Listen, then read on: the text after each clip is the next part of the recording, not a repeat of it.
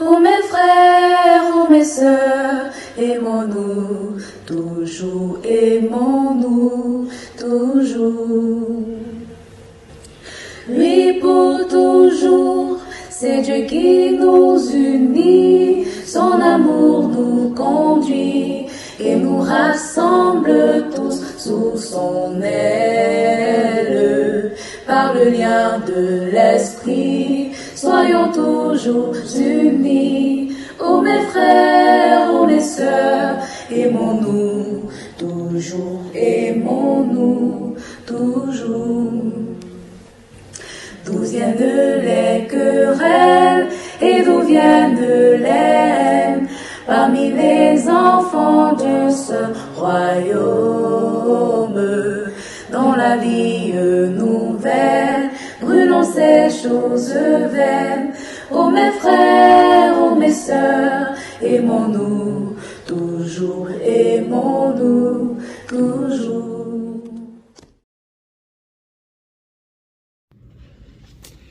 Voilà, nous recevons maintenant, dans la continuité de cette émission, les frères franciscains. En l'occurrence, un frère Pierre-Auguste Gakou, bonjour. Bonjour, Et frère Venance Koné, bonjour. bonjour, monsieur. Vous êtes tous deux franciscains. Oui. Et pourtant, vos vêtements sont bizarrement différents. Vous êtes en foncé, c'est quoi la couleur que vous abhorrez, hein? Marron, brun, C'est brun. marron. Marron. C'est que vous voyez, oui. Oui, c'est marron. Marron tout court. Oui, oui. Et puis vous, C'est la couleur cendre, pourquoi? la couleur grise. Vous levez comme ça, vous venez avec deux couleurs différentes alors que vous êtes de la même famille. Mais je vais vous présenter les deux couleurs. Ben allez-y alors, je vous écoute. Ça vient d'où? C'est quoi l'origine? C'est quoi la signification? Ah, bon, il faut dire que l'origine même, la couleur choisie par le fondateur Saint-François d'Assise, Mhm. c'est la couleur brun. D'accord. Oui, là, c'est la couleur. C'est-à-dire celle que vous avez? l'ordre, oui, c'est D'accord. pour tous les franciscains. Mhm. Maintenant, pour les autres couleurs qui suivent, c'est selon les milieux de vie, on adapte en fonction peut-être soit de la climat, voilà, En fonction du climat, vous en voulez fonction dire. du climat, Mhm. et puis pour d'autres circonstances D'accord. géographiques. Mais là, vous êtes tous deux dans la même maison. Oui. Non. Si. Vous avez le même climat. Oui. Vous êtes dans le même contexte. Oui. Alors il faut préciser. Préciser. La couleur, comme il a dit, la couleur officielle, Mm. celle qui est marquée dans nos constitutions, est la couleur brune D'accord. ou marron. Et puis, comme il a dit, en fonction des climats, chaque région des franciscains peut avoir une autre couleur. D'accord. Mais il faut dire aussi que Saint François lui-même, comme il était attaché à l'évangile, la cendre, c'est la couleur de la cendre qu'il a utilisée comme couleur de son habit pour marquer la pénitence. Donc, raison pour laquelle vous allez voir souvent les franciscains sont en couleur grise. D'accord. Et vous êtes en Côte d'Ivoire Oui. depuis combien d'années? Alors, en Côte d'Ivoire, nous sommes présents depuis 1956. Oh mon Dieu. 1956. 1957, pour être plus précis. Précis, Pour être d'accord. plus précis, Mhm. 1957. Alors, allons-y donc directement dans la présentation des franciscains. Qui sont les franciscains? Connais? Ok. Donc, nous partons directement pour dire que c'est l'ordre des frères mineurs ou franciscains, comme vous le dites bien, qui a été fondé. Ah, quand on dit les frères mineurs, c'est aussi vous. Oui, c'est Oh. aussi nous. Bon, ça sera Pourquoi précisé. frères mineurs? Oui, allez-y, donc allez-y. Voilà, donc c'était fondé par François d'Assise en 1209. Selon les biographies, pour d'autres c'est 1210. Ok. Donc ça a été fondé par le saint patron, comme je viens de le dire, c'est François d'Assise. Et cette date, il était avec quelques compagnons. Voilà, donc c'était une date à laquelle il a eu la rencontre avec le Seigneur et il s'est adressé au pape Innocent III. Donc il faudra mieux. Allez-y, amusez-vous, allez-y. D'accord. Moi, je vous écoutais. D'accord. Et- Présentez, oui. D'accord. Donc, il va présenter son projet. C'est un projet qu'il présente au pape Innocent III, qui va l'approuver de façon verbale d'abord. Voilà. Et ce projet sera approuvé définitivement le 23 novembre 1223. Donc le pape Honoris III, voilà, par ce que nous appelons la bulle Solec Annurée. C'est la regula bullata, c'est la règle de vie. La règle de vie des franciscains. Et tout ce qu'elle a dedans, nous allons au fur et à mesure en parler. Donc on peut dire départ 1209, approuvé de façon officielle par le pape Honoris III en 1223. Attendez, aujourd'hui là on découvre que la plupart des papes qu'on nomme là sont des papes orthodoxes. Honoris III que vous appelez, il est orthodoxe ou il est catholique romain? Donc Honoris III est un pape catholique romain. D'accord. D'accord. Allez, donc, ici, dans le diocèse de Grand-Bassam, vous êtes où? Vous êtes situé où? Et en Côte d'Ivoire, vous êtes situé où? Et dans le monde, vous êtes situé où? Donc, déjà, dans le diocèse de Grand-Bassam, vous êtes où? Où est-ce qu'on vous trouve? Merci, M. Kipré. Alors, dans le diocèse de Grand-Bassam, nous sommes principalement situés à la paroisse Saint-Étienne de Koumassi. Et c'est là qu'on nous trouve. Dans le diocèse de Grand-Bassam? Dans le diocèse de Grand-Bassam. Uniquement à la paroisse Saint-Étienne de Koumassi? Présentement. Sinon, dans les toutes premières années de la mission, les franciscains étaient également ils ont fait un peu Sainte-Anne de Port-Boué, ils étaient aussi à Protomo, ils étaient aussi à Saint-François d'Assise de Nouveau-Koumassi, mais avec le temps, ils se sont retirés et sont principalement à Saint-Étienne de Koumassi. D'accord.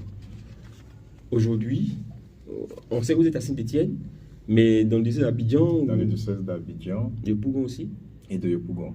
Dans le diocèse d'Abidjan, nous sommes à Ebimpe qui est très proche d'Agnamon, qui est notre maison de formation en théologie. À Yopougon, nous sommes présents à la paroisse Saint-Andreas de Kaboua, dans Dokwa. Mais nous sommes également à Yamsoko et puis à Gagnoa. D'accord. Alors, quel est l'historique de votre fondation et surtout l'arrivée dans le diocèse de Grand-Bassam? Alors, merci encore, M. Kipré. Je voudrais donner quelques dates. Et ensuite... Oui, en parlant d'histoire, c'est toujours les dates. Alors, pour faire court, il faut dire qu'en 1957, au cours d'une assemblée plénière des évêques de France, il y a eu une délégation des évêques de Côte d'Ivoire qui s'est rendue, qui a pris part à cette assemblée, qui a demandé l'envoi de missionnaires. Alors leur demande a eu un écho favorable parce que Monseigneur Boivin, qui a été le premier archevêque d'Abidjan, avait demandé à la province de Rennes, où étaient les franciscains, vraiment l'envoi de frères. Donc le 15 novembre 1957, il y a eu 3 premiers missionnaires qui sont venus ici en Côte d'Ivoire. Ils étaient d'abord à Saint-Jean-d'Arc de Tréchuil. Et donc, chemin faisant, ils se sont installés à Koumassi. Il faut dire que c'est l'archevêque Monseigneur Feu, Monseigneur Benayago, qui a été le grand facilitateur de l'acquisition du terrain. Et donc, les franciscains y ont fondé un couvent, qui était une maison de formation aussi, et puis par la suite, une paroisse. Donc, nous sommes présents à Koumassi depuis 1900. Je regarde mes dates. 1962. D'accord. Alors, le couvent a été érigé en 1963 et puis la paroisse en 1986. Le 4 octobre a été vraiment l'année où Monseigneur Joseph Akichi, devenu le mémoire, a béni la paroisse et donc les célébrations ont commencé. Cette année, nous avons célébré 60 ans. Nous avons célébré notre jubilé. Alors, à vous entendre, c'est pas Pierre Kipré qui, inspiré par le Saint-Esprit, crée une communauté et qui va s'installer dans un diocèse ou qui va s'installer une paroisse. C'est plutôt le diocèse qui observe ou le patron de l'église qui observe et qui demande à une congrégation qui existe quelque part de venir s'installer. Alors qu'aujourd'hui, c'est très souvent le mouvement contraire. Qu'est-ce que vous avez à nous donner comme catéchèse à ce niveau? Alors, Ce que je peux répondre, c'est qu'au début, nous sommes dans les années 57, 60, donc au début de l'indépendance de nos pays, les missionnaires étaient essentiellement des expatriés. On avait très peu de membres du clergé local. Donc pour pouvoir installer la mission, la développer, donc nos missionnaires, Monseigneur Poivin, c'est pas un autochtone, nos missionnaires ont demandé l'appui des pays qui avaient déjà une longue tradition de mission. Donc ce sont ces pays-là, donc la France, l'Italie, et puis d'autres pays, le Portugal, venaient installer les premières missions. Ce n'est pas seulement spécifique à la Côte d'Ivoire, mais à toute la zone de l'Afrique de l'Ouest. Donc au Togo, au Bénin, qui était à l'époque le Dahomey, également au Nigeria. Donc il y a cet appel massif là, de missionnaires étrangers pour installer la mission. Et comme les ordres anciens, on peut dire, les franciscains sont des ordres missionnaires. D'accord. Donc logiquement, cela entre dans leur apostolat ordinaire. D'accord. Charisme et spiritualité. Charisme. Merci. Et déjà, de prime abord, il faut dire que le charisme franciscain n'est pas aisé à définir de façon complète. D'accord. Pourquoi? Alors, parce que ce charisme englobe à la fois l'intuition de François d'Assise lui-même de façon personnelle, après l'appropriation de ce charisme par ses confrères, ceux avec qui il a commencé, et après l'actualisation de ce charisme. Donc c'est un peu toute cette vague que le charisme franciscain essaie de répondre. Alors, puisque c'est un peu compliqué pour définir de façon complète, selon de nombreux biographes, plusieurs biographes ont écrit sur le charisme franciscain, vont dire et insister sur une chose sur François. François voulait vivre de façon, se peut dire, profonde, imiter la pauvreté du Christ et aussi sa crucifixion. Un Christ pauvre et crucifié. C'était l'image, c'était ce que François avait à cœur. Il était riche? François? Oui, très.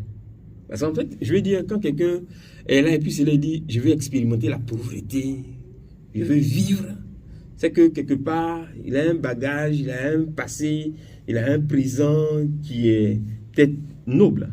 Oui, son père était un grand commerçant de draps en Italie. Donc il faisait la navette entre l'Europe, surtout la France. Donc son père, il était vraiment dans une famille, si on peut le dire, riche. D'accord. Famille noble à son siècle. Donc c'est ce charisme que lui-même il a expérimenté. Il veut vivre avec un Christ pauvre et crucifié. Alors, donc, plusieurs biographes vont écrire pour essayer de donner au moins une définition à cela. Mais cette approche va faire l'objet de nombreuses controverses, toujours. Dans le dernier chapitre général des Frères mineurs, en juillet 2021, tout près là? Oui. D'accord. A résumé l'identité. Donc notre identité, c'est le finalement style de vie, oui, propre au franciscain. Qu'est-ce qu'on retient de votre charisme? Voilà. Donc le chapitre va trancher. On dit, bon, dans l'identité, ce sera la fraternité et la minorité. C'est pas vrai. Fraternité et minorité. Vous laissez affaire de pauvreté du gars? Non, mais ça se retrouve dedans. Fraternité et minorité. Minorité, c'est en nombre. C'est des affaires de choses. Pas en nombre. La minorité, pas en nombre. Minores en Italie, ça ne veut pas du nombre. C'est en fait super petit. Ah, d'accord. Ok. Voilà, super petit. C'est un abaissement. Et vraiment, ces sources se voient vraiment dans l'évangile. Le Christ lui-même se fait petit. Donc, c'est toute cette humilité du Christ qui se retrouve dans la minorité franciscaine que François a expérimenté et que nous, ses frères, nous expérimentons. Voilà. Donc le dernier chapitre général a tranché dans les deux poumons du vécu de la vie franciscaine, fraternité et minorité. Donc, vous avez quelque chose à ajouter? Oui, je souris. Oui, c'est ce que j'ai constaté. L'essentiel. Peut-être il faut préciser le charisme comme ce don que l'Esprit Saint fait à l'Église pour pouvoir continuer le témoignage. Et puis la spiritualité comme étant un style de vie pour rendre concret ce don-là. Donc, comme mon frère a si bien le dire, cette intuition de François d'imiter le Christ à la fois pauvre et dans les pauvres, le Christ humble, a fait l'objet de beaucoup de controverses et de divisions même au sein des frères. D'accord. Donc, je pense que le chapitre a orienté les frères vers ce qui peut rassembler. Mais, comme il a dit à la fois, notre identité, notre être profond est contenu dans notre dénomination même. Nous appelons les frères mineurs. Donc, la fraternité comme un moyen de pouvoir témoigner de cette proximité de Dieu-là. La fraternité, pas seulement entre les hommes, mais avec aussi la création. François est vraiment celui qui a eu cette intuition forte-là. Et puis la minorité comme cette proximité avec ceux qui sont les plus défavorisés, les plus délaissés, les plus marginalisés. Super. Alors, on a commencé cette émission en parlant de quelques insignes, quelques signes de démarcation des frères mineurs. Mais parlons-en maintenant. Qu'est-ce qui démarque effectivement les frères mineurs, à part l'habit? On a parlé de la couleur. Oui. Il y a quoi encore? Il y a ce que nous appelons le tau chez nous, c'est une croix. D'accord. Le tau. Le tau. Oui, le tau. Comme le tau, la nourriture là? Non. Ah d'accord, pardon. Le tau, non, parce qu'en fait, c'est un collègue qui me parle, donc je me dis, peut-être qu'il est en train de nous ramener à la maison pour qu'on puisse... Oui, allez-y. Non, et le tau d'abord, il faut dire que c'est une lettre de l'alphabet grec. D'accord. Voilà, déjà de le départ. Puis, c'est un symbole. Et c'est votre croix là? Oui, petite. Oui, et puis... Un T. Oui, voilà. Et il faut dire que c'est un symbole qui a parcouru sur l'histoire de Maté. Je ne connais pas où. Ah bon? Quel symbole qui a parcouru l'histoire? C'est pour savoir ça que vous êtes là, oui? Bon, de façon très bref. D'abord, chez les chevaliers, ils avaient cet insigne-là qu'ils avaient avec eux. Donc, il faut dire que François d'Assise avait voulu être un chevalier aussi. Donc, il connaissait déjà ces insignes-là là-bas. Voilà. Après ça aussi, il y a le pape Grégoire IX qui avait prêché sur la pénitence et surtout sur cette marque. Donc, tout ça est rentré dans ce petit griffe, le projet et la vision de François. Donc, il va l'adapter et souvent dans ses lettres de bénédiction aux frères, il laisse cet insigne, c'était comme une signature pour lui. C'était une marque de distinction pour lui, c'était la signature. Donc le tau, vous le verrez beaucoup chez les frères franciscains. Mais à côté du tau, il y a la croix de Saint-Damien. Que peut-être je vais laisser le frère. Pourquoi? Vous devez la parole, oui, je laisse le frère. Donc il y a le tau, et puis il y a la croix de Saint-Damien. Okay. D'accord, allons-y. Donc la croix de Saint-Damien, comme le nom le dit bien, Saint-Damien, comme on le dit souvent, Damien comme c'est les saints que nous citons vraiment souvent. Et donc dans le Moyen-Âge, c'était des saints. Saint-Damien, il y a une église qui lui avait été dédiée. Donc dans cette église, il y avait une croix. Là-bas. La croix, c'est une croix byzantine. Voilà, c'est pas une croix ordinaire. Je vous ai dit où? Allons-y. Donc dans cette église, il y avait cette croix. Et c'est là-bas que François... C'est pas la croix bizarre. C'est pas bizarre, c'est Julien. Une croix stylisée. D'accord. Mais c'est encore utilisé encore par les Byzantins. Toujours. Bon, cette croix, c'est le Christ crucifié là-dessus, qui a parlé à François, qui lui a dit, va et répare mon église qui tombe en ruine. Et c'était dans l'église de Saint-Damien. Donc il va l'adopter. Donc nous avons cette croix avec nous, c'est un signe. D'accord. Vous verrez surtout beaucoup, c'est les sœurs de Saint-François d'Assise. D'accord. Elles portent beaucoup. Si on voit ça dans une maison, je sais que ceux-là, voilà, ils aiment les franciscains ou ils sont franciscains. Ouais. D'accord. Et puis après, c'est tout? Non, c'est pas tout. Oui, allons-y. Après, on a le cordon que vous voyez sur nous. Et d'autres communautés, vous avez vu des centurions. Mais c'est la ceinture du cordon. Mais pour nous, les franciscains, on a adopté le cordon. D'accord. Mais pourquoi le cordon? D'abord, l'origine part de Matthieu 10, 9 à 10. Où le Seigneur a dit, voilà, prends ton bâton, noue-toi à la ceinture. Et puis donc, le cordon présente la figure du pèlerin. Donc, en tant que religieux, nous sommes des pèlerins. Donc, la mission franciscaine de l'évangélisation est marquée par ce signe de pèlerinage. On marche avec. Mais le cordon aussi est un signe de simplicité, de pauvreté, toujours de minorité. Donc, vous verrez la plupart des communautés franciscaines, c'est le cordon. Tu vas vite les démarquer des autres congrégations. Est-ce que vous avez une vie de prière? Parce que depuis on parle, là, je n'ai pas encore entendu prière. Hein? Prière? Oui, les franciscains. Nous avons une vie de prière en bonne et due forme. Oui. On prie. Il faut dire que les frères mineurs, ils sont semi-contemplatifs. Voilà. Donc, enfin, semi-contemplatif. Allons-y. Alors, une vie de prière, oui. Comme il l'a évoqué tantôt, l'expérience de François dans cette église. Donc, au début de sa vocation, François cherchait la solitude. Et cette expérience qui est de solitude, la tradition franciscaine l'a gardée avec la création des ermitages. Ce sont des lieux vraiment reculés où on peut se retrouver pour prier. Donc, on a beaucoup d'expériences d'ermitage assez célèbres, surtout en Italie, en France. Mais ici à Saint-Étienne, vous n'êtes pas dans un contexte d'ermitage? Non, ici nous sommes en paroisse. Vous êtes en paroisse. Vous avez le contact avec les fidèles? Oui, la paroisse est confiée dans sa gestion aux franciscains. Donc nous sommes pleinement engagés en paroisse. Quand vous êtes entre vous, le laïc peut rentrer tranquillement? Non. Le laïc peut rentrer, il faudrait peut-être préciser la question, puisque nos prières sont ouvertes au peuple de Dieu. D'accord.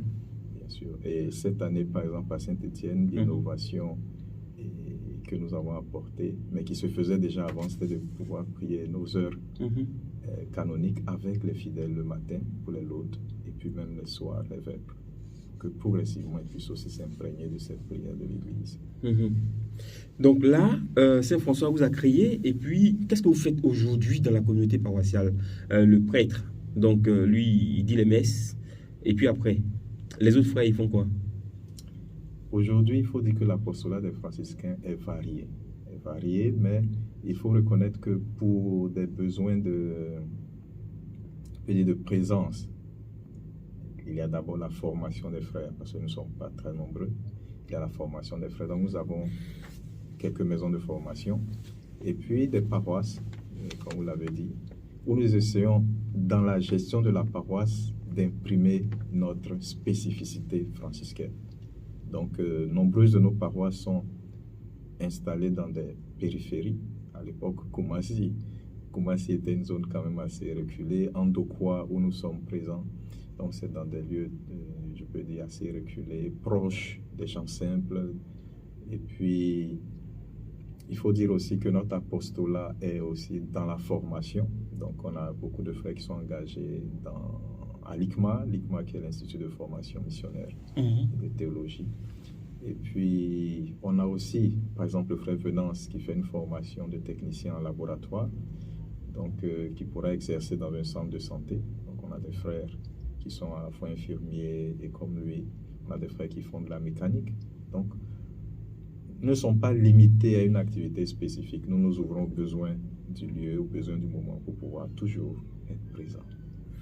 Alors, comment on devient franciscain? Parce qu'en fait, cette émission aussi a pour objectif d'intéresser les jeunes à la vie religieuse. Alors, les étapes classiques qui sont un peu propres à beaucoup de communautés religieuses, il y a l'étape de l'aspirana, donc un jeune qui s'interroge sur le sens à donner à sa vie ou qui se sent attiré par Saint-François peut intégrer ce groupe-là. Ici, à partir de quel niveau? Déjà à partir du niveau 3e. Ok. Sinon, l'idéal serait le niveau de la terminale. En fait, c'est en vue et de pouvoir faciliter les études et l'insertion dans nos centres de formation. Mais déjà à partir du niveau 3e. Donc, il pourra rencontrer par exemple le frère Paul Toy, qui est le responsable des vocations, qui est à Komassi. Donc, après un temps de cheminement avec lui, il y a l'étape du postulat. Donc, si le jeune trouve que sa motivation est précisée, le formateur, l'accompagnateur trouve que son désir est ferme, alors il peut demander à faire une première expérience de vie très proche des franciscains, dans l'étape du postulat qui se déroule au Togo. Après une année d'expérience, si l'expérience est juste concluante, au Togo et ici en Côte d'Ivoire, la Côte d'Ivoire abrite d'autres niveaux de formation. C'est pas vrai, c'est intéressant. Donc chez vous, tous les franciscains sont formés à la base au Togo. Bon, peut-être faut faire une précision rapide. Rapidement en tout cas. Les franciscains qui se sont installés en Côte d'Ivoire sont d'origine française, tout comme ceux du Togo. Et chemin faisant, les deux missions d'origine française ont formé une seule mission, donc nous formons une seule région franciscaine, mais qui englobe actuellement 5 pays. D'accord. Le Togo, la Côte d'Ivoire, le Bénin, le Burkina et maintenant le Ghana. Okay. Donc de sorte que nous avons nos maisons de Ghana formation. Est anglophone. Yeah. Mais il a sauté comme ça. Wow. Hey, mon fils va devenir franciscain. S'il peut dire comme ça, au cas de tout. Sûr. C'est-à-dire on se retrouve dans l'espace géographique. D'accord. Au milieu d'un pays anglophone. Donc, pour la mission, et pour des questions aussi pratiques, il est intéressant de pouvoir étendre la mission aussi en pays anglophone. D'accord. Donc, notre région qu'on appelle la province de l'Afrique de l'Ouest regroupe les 5 pays que j'ai cités tantôt. Donc, nos différents niveaux de formation, maisons de formation, sont répartis dans certains de ces pays. Super, c'est donc, bien. Donc, postulat au Togo, le noviciat également, qui dure 1 année, et qui débouche sur les premiers vœux avec l'engagement, où l'on reçoit la bille, etc. Et puis les débuts de la formation académique. Donc la philosophie qui se fait également au Togo, mais également en Côte d'Ivoire ici. Et la théologie ici en Côte d'Ivoire maintenant. Nous avons une année d'expérience après la philosophie qu'on appelle l'année franciscaine également, qui se déroule ici à Andokwa, à Yopougon-Andokwa. Donc c'est à l'issue de cette formation-là que le frère est maintenant apte pour la mission. Il faut dire que pour les candidats ou les frères qui n'ont pas la possibilité de pouvoir suivre ce cursus-là, il y a des formations humaines, psychologiques, pédagogiques au CELAF. Donc le CELAF, c'est ici, c'est un institut des frères, je crois, Lassalien. Il y a Lassalien, oui. Super. Oh, c'est magnifique, c'est intéressant de parler avec vous. Hein. Mais depuis le début de cette interview, vous êtes beaucoup calme. C'est dû à quoi? Vous faites beaucoup de méditation? Peut-être la première expérience de radio. Oh, mais il fallait me dire ça! Oh, nous sommes à la fin de l'émission, c'est maintenant vous me dites ça, j'allais... Oh là là! Bon, peut-être aussi préciser que la famille franciscaine est une grande famille. D'accord. Donc, vous voyez devant vous actuellement un groupe de franciscains qu'on appelle les frères mineurs. D'accord. Simplement. Ok. Donc, frères mineurs, c'est le nom générique de tous les frères franciscains. Et les frères franciscains sont divisés en 3 branches. Donc, vous avez les frères mineurs. Ensuite, vous avez les frères mineurs conventuels, qui ne sont pas présents ici en Côte d'Ivoire, mais plus au Ghana, au Burkina, et puis aussi, je crois, au Bénin. Et puis les frères mineurs capucins, donc qui sont présents ici en Côte d'Ivoire à l'épée. Ces 3 groupes de frères mineurs forment la première branche des franciscains. Et la deuxième branche des franciscains est constituée des sœurs Clarisse. Et ensuite, nous avons une 3e branche qui est composée à la fois de religieux et de laïcs, mais qui veulent vivre la spiritualité de François. La première branche suit la règle écrite par Saint François. La deuxième branche des Clarisses suit la règle de Sainte Claire, mais qui s'inspire aussi de Saint François. Et puis, donc, parmi la 3e branche, vous avez beaucoup de religieux, religieuses qui sont présentement ici en Côte d'Ivoire, et puis beaucoup de laïcs aussi. Donc, la branche laïque, l'ordre franciscain séculaire, est un ordre à part entière, voilà, qui est organisé aussi en différentes branches, etc. Oh, c'est intéressant. C'est maintenant que l'émission commence. Ils m'ont caché les bonnes informations et ils sont allés dans les années, je vous dis des années. Donc, quelle est la spécificité de toutes ces branches que vous avez citées? La première, les frères mineurs, ils font quoi?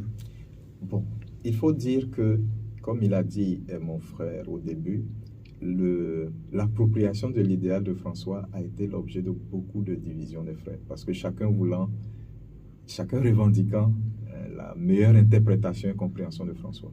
Donc il y a eu des divisions. Et ces divisions ont affecté l'Église. Bon, ça, c'est vraiment une longue histoire, on ne peut pas tout détailler. Donc dans le souci aussi de préserver l'unité de l'Église, des papes ont pris des décisions d'autorité pour regrouper les franciscains.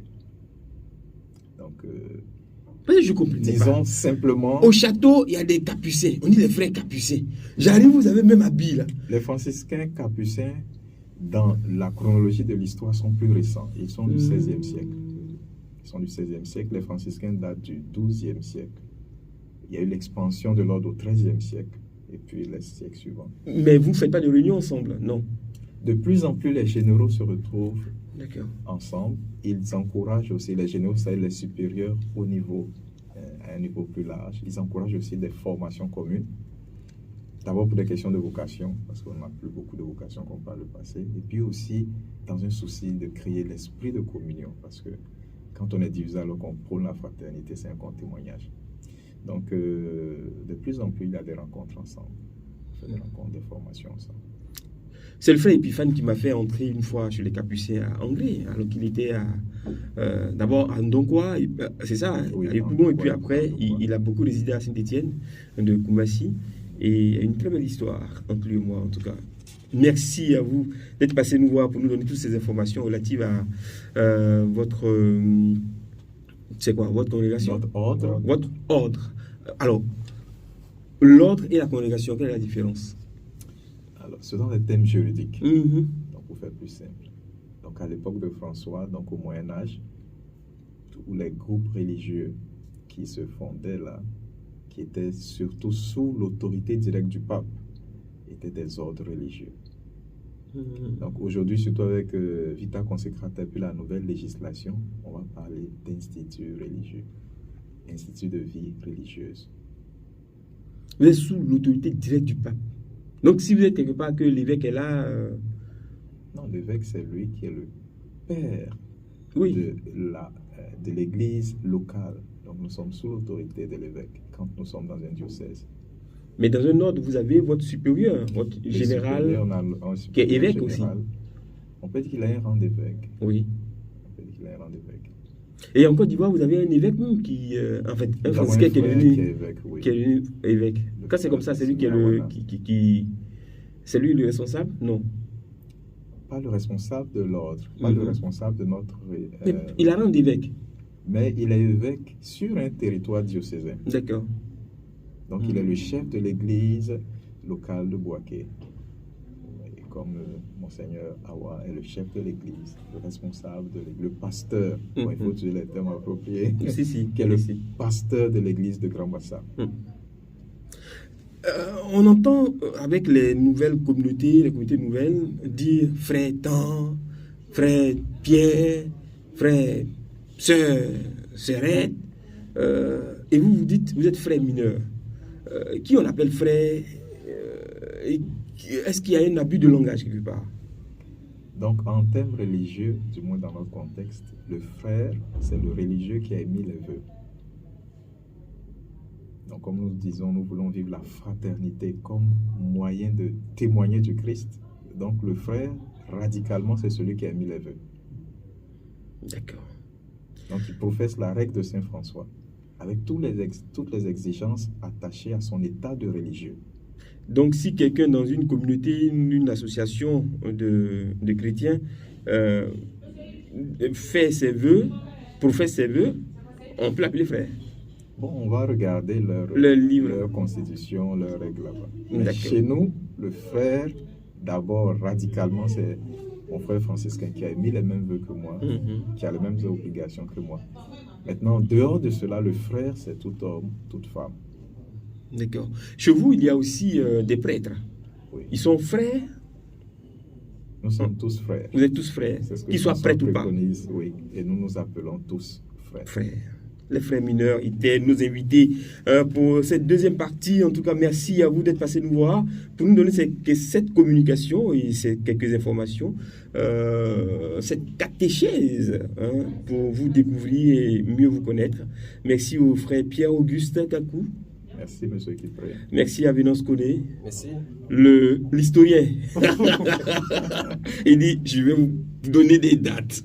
Que Dieu vous bénisse et puis à une très prochaine fois. Merci. Au revoir. Que Dieu vous garde aussi. Amen.